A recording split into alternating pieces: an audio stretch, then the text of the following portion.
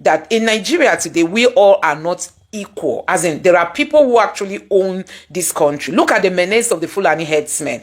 So guys, this is a pathetic story of a Nigerian from Bauchi State who went to his farm farming, and suddenly he saw the Fulani headsmen coming into his farm with their animals, with their cow, to graze on his farm.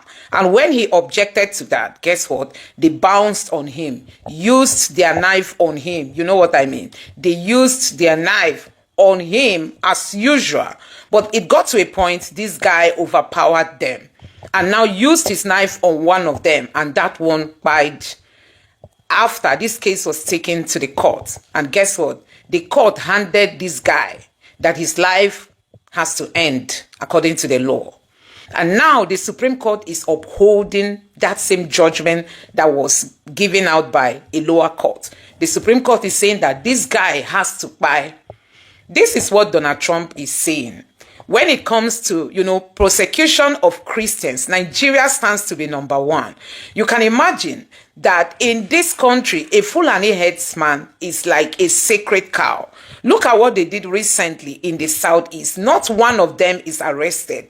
And you tell me we are equal in this country. We are not equal. You may look at them as mere headers, but guess what? They are more Nigerian than you. They are more Nigerian than you think. Don't forget that in Zamfara State, a police head came out to cry out that they arrested some of these bandits, handed them over to the police in Abuja, only for them to hear that they've been granted bail and let go. So you can imagine all the attacks that happened across Nigeria under the Buhari's government. Tell me how many Fulani headsmen was prosecuted. Tell me how many of them are serving jail term for buying people, which we saw them coming out to take responsibility. So guys, I'm just going to allow you to take a look at this. This human rights lawyer who has just spoken, he's from the US, and this is what Donald Trump has been lamenting, that he's not going to tolerate any prosecution on Christians under his regime. And I just hope that this one we will get to him, because as it stands now, this guy's life is about to end, because the Supreme Court has given its own final judgment that cannot be altered, except if the Tinubu's government decides to show this boy mercy. That is the only thing that is awaiting him now. I'm just going to allow you to take a look at this video, just for you to understand the pathetic story of this guy, and for you to know that in Nigeria today, we all are not equal. As in, there are people who actually own this country. Look at the menace of the Fulani headsmen. They were the one that kidnapped the Afenifere youth leader. Until today, the police didn't tell us they even know where they are. They've fired so many people, they've gone free. But because this guy was able to self-defense himself, now he has to pay for it. His life has to end. Nigeria, this white man is saying that he was so ashamed of the court system, the judiciary system in Nigeria, because he said the judge came in under 2 minutes. The judge delivered his judgment and left. And he was so disappointed. And I tell you, these are the things Donald Trump is saying he's not going to tolerate. I just hope that this video, other people, especially those of them serving under his administration, will get to see this, to see what Nigerians are going through, especially if you are not a Muslim or you don't belong to the people who believe Nigeria is their problem. This is a sad day, Charles, for human rights in Nigeria. Sunday Jackson, and I'm not a lawyer, I'm a human rights advocate. Sunday Jackson, by anyone's estimation, is totally innocent. And the issue where this man was out farming, minding his own business, and then the attacker came and a struggle ensued. And of course, this man is going to defend himself. That's why we call it self-defense. And yet today we were at the Nigerian Supreme Court, and it was very brief. It was only about maybe 2 minutes long. And we just wept at the failure of the Nigerian Supreme Court to say that this man, and they had the opportunity to say this man was totally innocent. We haven't seen all the ins and outs of the decision, but we had the opportunity to meet this humble farmer, this young man who unfortunately his wife abandoned him, had been on death row for 10 years. So Sunday Jackson, a former student in his early 30s, is facing death by hanging after Nigeria's Supreme Court today upheld the judgment of a lower court in Adamawa State. Mr. Jackson was a student turned farmer who says he was violently attacked on his farm in Kodomti Forest in the Newman local government area in Adamawa State by a Fulani herdsman known as Buba Bawuro. The herdsman had strayed into Mr. Jackson's farm with his animals, and after Mr. Jackson challenged him, he apparently pulled a knife and a fight ensued. He stabbed Mr. Jackson a couple of times, but he managed to retrieve the knife and to stab his attacker in the neck, whereupon he died. Mr. Jackson was arrested and charged with murder. He's consistently argued that it was self-defense. In 2021, he was found guilty by a court in Yola and condemned to death by hanging. And today, the Supreme Court in Abuja upheld that judgment. So he's now in a race for his life, and the only option left is to appeal for clemency from the governor of Adamawa State. So what hope does he now have of a reprieve? Well, for more on this case, I'm joined now in the studio by a member of his defense team, the US-based human rights lawyer, Emmanuel Ogebe, and by Dr. William Terence Devlin, an American human rights leader who has been supporting Mr. Jackson. Gentlemen, thank you very much indeed for coming in. Let me start with you, Emmanuel. Just briefly give us the background to this case and what led to Sunday Jackson ending up on death row.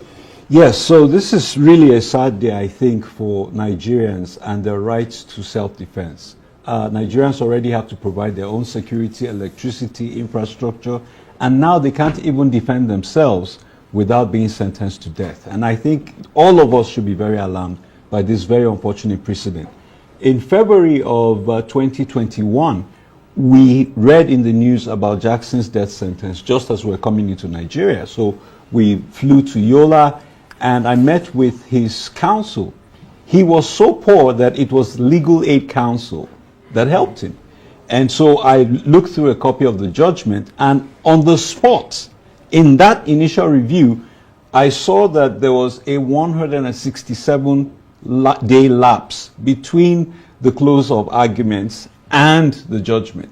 Now, our Constitution specifically says it has to be within 90 days. Now, the Legal Aid Counsel hadn't even found it. That shows you the quality of representation that he had or lack thereof. So, Mr. Jackson has been failed at every possible level by the system.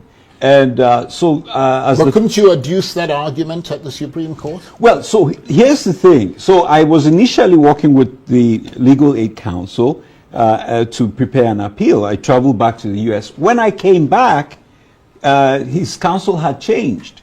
And so a group that I'm affiliated with had taken over, and I knew the chap with that. So I reached out to him and drew his attention to this fact.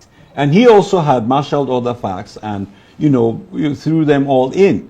But the sad thing is, despite everything, and the case is so clear because this man retrieved the knife of his attacker. So it wasn't his own knife. But one thing that really stands out to me is, I was talking to my dentist today about this, and a dentist said to me, what happened to the charge of manslaughter? Because at the very worst, if he had to be charged with something, it would be manslaughter. He did not know that chap before that day. He couldn't have premeditated this. And I believe that this is one of those cases that when it was brought by the police to the DPP, the Director of Public Prosecution, the DPP's advice should have killed this case. This man has no case to answer. And now he's sentenced to death. He's exhausted all legal channels and is awaiting execution. How did you get involved in this case? Yeah, well, Barrister Emmanuel and I have been working for a number of years here in Nigeria on human rights issues, and this is a sad day, Charles, for human rights in Nigeria. Sunday Jackson, and I'm not a lawyer, I'm a human rights advocate. Sunday Jackson, by anyone's estimation, is totally innocent. And the issue where this man was out farming, minding his own business, and then the attacker came and a struggle ensued. And of course, this man is going to defend himself. That's why we call it self-defense. And yet today we were at the Nigerian Supreme Court, and it was very brief. It was only about maybe 2 minutes long. And we just wept at the failure of the Nigerian Supreme Court to say that this man, and they had the opportunity to say this man was totally innocent. We haven't seen all the ins and outs of the decision, but we had the opportunity to meet this humble farmer, this young man who unfortunately his wife abandoned him, had been on death row for 10 years. So Sunday Jackson has now become an international case for human rights. Yes, and because so we're going to continue to advocate. I was going for to it. ask you what are the international dimensions of this case? Well, the international dimensions are Open Doors, which is a human rights organization, has recounted that there have been thousands of killings of Christians by Fulanis. And so as a human rights advocate and as a pastor, I'm here to advocate for this man who is totally innocent. So it has international implications. The eyes of human rights advocates are now on Nigeria. Like, how could this happen? How could this possibly happen? By anyone's estimation, as Barrister said earlier, manslaughter at least, because murder one that he's being convicted of and may face hanging if we can't get clemency for him, it has to be premeditated. So what justice on the Nigerian Supreme Court, that didn't pop up and say to him or her, this is a case of self-defense and this man is totally innocent. So we encourage people to continue to pray for Sunday Jackson and his innocence. Emmanuel, what was the prosecution's argument? I understand that they urged the court to convict Mr. Jackson solely on his confessional statement and based on the fact that death had occurred. So basically, no mitigating circumstances, and that was pretty much how the judge saw it. Yes, so part of the problem is they are arguing that he had a responsibility to flee. Now, in the U.S., we have, stand your ground rules, which means you can defend yourself as much as you want. Now, here, they're arguing. Sunday Jackson, a former student in his early 30s, is facing death by hanging after Nigeria's Supreme Court today upheld the judgment of a lower court in Adamawa State. Mr. Jackson was a student turned farmer who says he was violently attacked on his farm in Kodomti Forest in the Newman local government area in Adamawa State by a Fulani herdsman known as Buba Bawuro. The herdsman had strayed into Mr. Jackson's farm with his animals, and after Mr. Jackson challenged him, he apparently pulled a knife and a fight ensued. He stabbed Mr. Jackson a couple of times, but he managed to retrieve the knife and to stab his attacker in the neck, whereupon he died. Mr. Jackson was arrested and charged with murder. He's arguing that instead of fight, you should have flight. You should flee. In other words, after he overpowered the man and retrieved the knife, there was no further need to stab him. Yes, but that is not accurate, and I don't think that's a fair requirement to make to someone who is facing imminent death. Now, just the data alone of all the massacres that have occurred, he couldn't have known if there were more headsmen on their way to kill him. He has seen reports of what these people do. This guy just stabbed him. And so to expect him to reasonably assume that to fulfill the conditions of the law he needed to flee made no sense. Yeah, but nevertheless, do remember that a lot of Nigerian law is based on English common law. And if you go into somebody's house to rob the person, I think it's different in America. It's that standard ground thing. You can actually shoot the person. If you did that in the UK, you'd be charged with murder. Well, yeah, but here's the issue. The issue is that the attacker brought the knife, he overpowered him and took the knife after he sustained injuries. And this is why I have a problem. The evidence shows that he was injured in the leg. And then you say that he should have run. So he was at that moment momentarily incapacitated to even be able to run. I mean, the facts are not in doubt. This man did not die, that this attacker died as a result of the attack. But the circumstances was he attacked me, I was in fear for my life, and I fought back. Were there any witnesses? There were no witnesses. But, I mean, even the prosecution admitted that the weapon belonged to the attacker. The evidence, he had scars on his body of the injuries he sustained. Right. Okay, let me ask you, William. Yes. Are you now in the process of trying to reach out to political leaders in Adamawa State in order to seek clemency? Because that's the only option, really. That's the only option. We are bringing out every possible person, method, ability to be able to grant clemency to Mr. Sunday Jackson, who is totally innocent. And so, yes, we are on a fast track to alert people that here's a man that you can stand up for from a human rights perspective. Be a hero today in Nigeria on the issue of human rights and stand up for this nobody, Sunday Jackson, that's totally innocent in spite of what the Nigerian Supreme Court said today. So yeah, we're initiating and we're going full force on that. And how much time has he actually got now? Well, we're not sure what the timeline is now. Right. And just to illustrate the level of disappointment, we had someone on standby to pick him up from prison today. Yeah. And I couldn't make the call to say he's not going home, he's going to be killed. His children are ill. We've had to take care of them. His wife abandoned him. And so even in this time, he's not surrounded by his family, and we're going to put him to death. But I do want to make a quick point here about we're standing up not just for him, but for all of us. The Fulani militia have killed thousands of Christians. They've killed Muslims as well. And many of them are foreigners. So we have a situation where foreigners come and kill Nigerians with impunity, and Nigerians can't defend themselves. Yeah. In the Northwest right now, Lakawura is a Fulani terrorist group that was invited to come and help stop the terrorism of Boko Haram and bandits. And they're now killing the people they came in to protect. Right. So Nigeria is under siege. And there are more Nigerian citizens on death row in Nigeria now for defending themselves against Fulani headsmen than there are Fulani headsmen in Nigerian prisons in death row. That's just wrong. That's unacceptable. Upside down. So no idea how much time he's actually got. No. Because I mean that there must be a period that allows for the clemency process to well, the court did not issue their opinion today, and they said not till next week. Right. So we're on a fast track. So they just made an announcement. Correct. Right. They That's just why made I said the it took announcement. 2 minutes. Right. They had 30 judgments to deliver today. So they said they couldn't read everything, and they'll just give the conclusions. So all we had was dismissed. Right. And we won't know till next week. But I will contrast this with the death row case in Indonesia that we won. Well, I'm going to come to that in a minute because we're fast running out of time. But I mean, he's been in prison for 10 years. Yes. What must his mental state be? Well, we saw February 19th, 2021. We went to Yola and we actually had access to visit with him and to pray for him.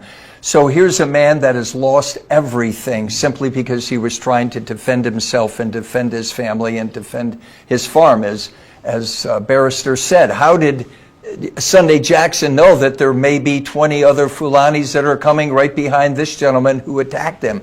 So his mental state, you can imagine being in prison for 10 years, losing your family, losing your children, losing your wife. I mean, the man is crushed and depressed, and that's why we are going to continue to advocate for the innocence of Sunday Jackson. And Emmanuel, you were talking about Indonesia. Yes. I mean, you've done a lot of cases across the world. Tell us about that case in Indonesia where you got a Nigerian off death row and how that contrasts with what happened here in Nigeria. Yes, so that was a fascinating case. It's definitely one of the most complex cases I've had to deal with. And the gentleman was convicted under the identity of Emmanuel Ihejirika, which wasn't his real name. The passport wasn't his own passport. So he ended up, by mistaken identity, getting a death sentence for crimes that he did not commit. And we had to prove that he was not a Sierra Leonean, but a Nigerian. And we couldn't get the data from the NIS. And so that's the Nigerian Immigration Service. Yes. So we had to conduct a DNA test on his brother from Ebonyi State here in Abuja, and then we had to do a DNA test on him in prison to establish. This is one of the most bizarre cases ever. We had teams of lawyers working in Indonesia, Australia, Pakistan, and Malaysia, and then myself in the US. And very fortunately for us, the Indonesian Supreme Court granted him a reprieve, and he came home after 20 years from a country that is, you know, the biggest Muslim country in the world. There's a bit of racism in that country, and, you know, Nigerians have a terrible reputation. But the Supreme Court set a poor Nigerian free, doing that instead of fight, you should have flight. You should flee. In other words, after he overpowered the man and retrieved the knife, there was no further need to stab him. Yes, but that is not accurate, and I don't think that's a fair requirement to make to someone who is facing imminent death. Now, just the data alone of all the massacres that have occurred, he couldn't have known if there were more headsmen on their way to kill him. He has seen reports of what these people do. This guy just stabbed him. And so to expect him to reasonably assume that to fulfill the conditions of the law he needed to flee made no sense. Yeah, but nevertheless, do remember that a lot of Nigerian law is based on English common law. And if you go into somebody's house to rob the person, I think it's different in America. It's that standard ground thing. You can actually shoot. And he came back maybe about a year ago to Nigeria. Yes. The work that Sonia Koni, the counsel on this case, did was fascinating. He's won death row cases before, but this was a big shocker to us. And about the timeline, quickly, I was going to say, in Indonesia, we came into the case after he had exhausted everything. He was awaiting execution. But the Indonesian ambassador told me here in Abuja, he said, listen, 27 days to his conviction, you have a right, to his execution, you have a right to file an additional appeal. So we went around the world and we gathered our data. We had huge briefs. When he was told he was going to be executed, we submitted our appeal. And a couple of years later, the court said, we're going to overturn his death sentence. So in our case in Nigeria, we don't know the clock we're working with, but definitely time is of the essence to get him free. But on a final word, he now essentially is in a race for his life. He is. He is in a race for his life. And this Indonesian case was a great day of celebration because we brought that gentleman home and landed here in Abuja on Christmas Day of all things. So we're going to be with Sunday Jackson until the final lap of this, and we are hoping to God that our prayers will be answered, and we ask others to pray, Charles, and thank you for bringing attention to Sunday Jackson, this innocent man. And he came back maybe about a year ago to Nigeria. Yes. The work that Sonia Koni, the counsel on this case, did was fascinating. He's won death row cases before, but this was a big shocker to us. And about the timeline, quickly, I was going to say, in Indonesia, we came into the case after he had exhausted everything. He was awaiting execution. But the Indonesian ambassador told me here in Abuja, he said, listen, 27 days to his conviction, you have a right, to his execution, you have a right to file an additional appeal. So we went around the world and we gathered our data. We had huge briefs. When he was told he was going to be executed, we submitted our appeal.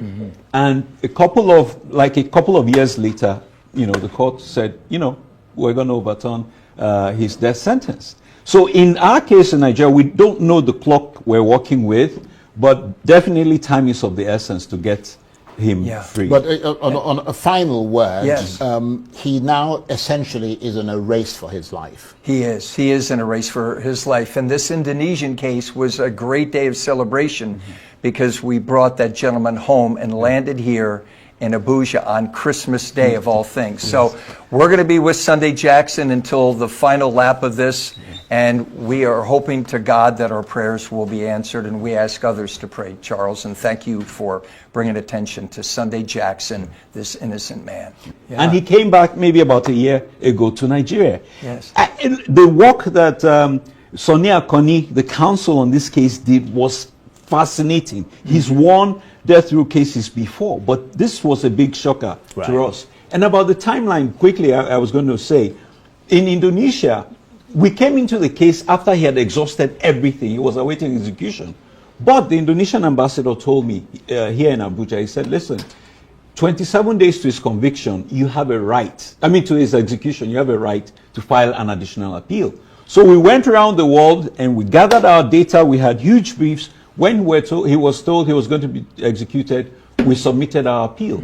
And a couple of years later, the court said, we're going to overturn his death sentence. So in our case in Nigeria, we don't know the clock we're working with, but definitely time is of the essence to get him free. But on a final word, Yes. he now essentially is in a race for his life. He is. He is in a race for his life. And this Indonesian case was a great day of celebration because we brought that gentleman home and landed here in Abuja on Christmas Day of all things. So we're going to be with Sunday Jackson until the final lap of this, and we are hoping to God that our prayers will be answered, and we ask others to pray, Charles, and thank you for bringing attention to Sunday Jackson, this innocent man. And he came back maybe about a year ago to Nigeria. Yes. The work that Sonny Akoni, the counsel on this case, did was fascinating. He's won death row cases before, but this was a big shocker to us. And about the timeline, quickly, I was going to say, in Indonesia, we came into the case after he had exhausted everything. He was awaiting execution. But the Indonesian ambassador told me here in Abuja, he said, listen, 27 days to his conviction, you have a right, to his execution, you have a right to file an additional appeal. So we went around the world and we gathered our data. We had huge briefs. When he was told he was going to be executed, we submitted our appeal. And a couple of years later, the court said, we're going to overturn his death sentence. So in our case in Nigeria, we don't know the clock we're working with, but definitely time is of the essence to get him free. But on a final word, Yes. he now essentially is in a race for his life. He is. He is in a race for his life. And this Indonesian case was a great day of celebration because we brought that gentleman home and landed here in Abuja on Christmas Day of all things. So we're going to be with Sunday Jackson until the final lap of this, and we are hoping to God that our prayers will be answered, and we ask others to pray, Charles, and thank you for bringing attention to Sunday Jackson, this innocent man. And he came back maybe about a year ago to Nigeria. Yes.